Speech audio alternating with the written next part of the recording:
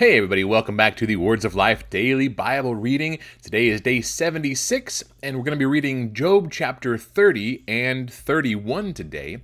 And if you'd stay to the end, I have a big announcement that I'll be sharing. Job chapter 30, this is Job continuing his discourse from the previous chapter. Verse 1. But now they laugh at me, men who are younger than I, whose fathers I would have disdained to set with the dogs of my flock.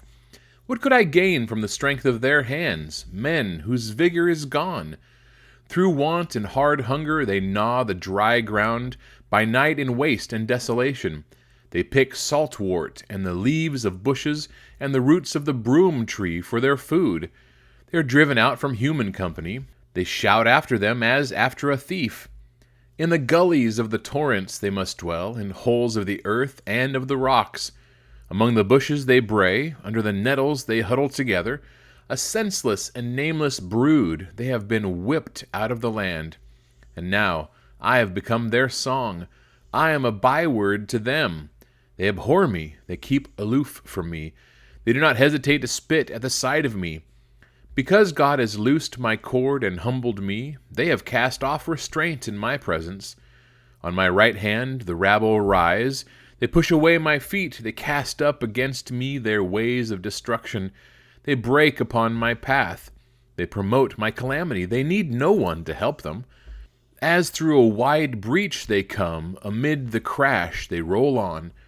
Terrors are turned upon me. My honor is pursued as by the wind, and my prosperity has passed away like a cloud. And now my soul is poured out within me. Days of affliction have taken hold of me. The night racks my bones, and the pain that gnaws me takes no rest. With great force my garment is disfigured. It binds me about like the collar of my tunic. God has cast me into the mire, and I have become like dust and ashes. I cry to you for help, and you do not answer me. I stand, and you only look at me. You have turned cruel to me. With the might of your hand you persecute me. You lift me up on the wind, you make me ride on it, and you toss me about in the roar of the storm. For I know that you will bring me to death and to the house appointed for all living. Yet does not one in a heap of ruins stretch out his hand, and in his disaster cry for help? Did I not weep for him whose day was hard? Was not my soul grieved for the needy? But when I hoped for good, evil came. And when I waited for light, darkness came. My inward parts are in turmoil and never still. Days of affliction come to meet me. I go about darkened, but not by the sun. I stand up in the assembly and cry for help. I am a brother of jackals and a companion of ostriches. My skin turns black and falls from me, and my bones burn with heat. My lyre is turned to mourning, and my pipe to the voice of those who weep. Job chapter 31. I have made a covenant with my eyes. How then could I gaze at a virgin? What would be my portion from God above, and my heritage from the Almighty on high? Is not calamity for the unrighteous, and disaster for the workers of iniquity? Does he not see my ways and number all my steps? If I have walked with falsehood, and my foot has hastened to deceit, let me be weighed in a just balance, and let God know my integrity. If my step has turned aside from the way, and my heart has gone after my eyes, and if any spot has stuck to my hands, then let me sow and another eat, and let what grows for me be rooted out. If my heart has been enticed toward a woman, and I have lain in wait at my neighbor's door, then let my wife grind for another, and let others bow down on her. For that would be a heinous crime. That would be an iniquity to be punished by the judges. For that would be a fire that consumes as far as Abaddon, and it would burn to the root all my increase. If I have rejected the cause of my manservant or my maidservant when they brought a complaint against me, what then shall I do when God rises up? When he makes inquiry, what shall I answer him? Did not he who made me in the womb make me? And did not one fashion us in the womb? If I have withheld anything that the poor desired, or have caused the eyes of the widow to fail, or have eaten my morsel alone, and the fatherless has not eaten of it.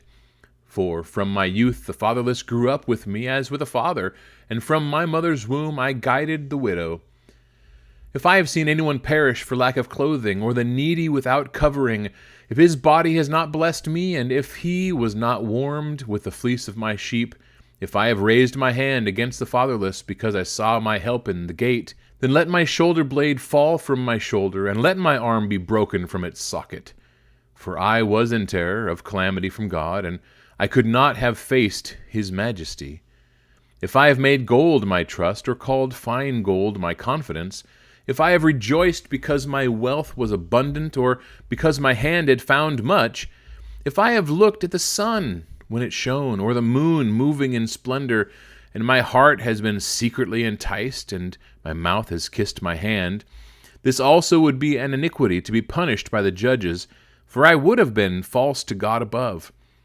If I have rejoiced at the ruin of him who hated me, or exulted when evil overtook him, I have not let my mouth sin by asking for his life with a curse. If the men of my tent have not said, who is there that has not been filled with his meat?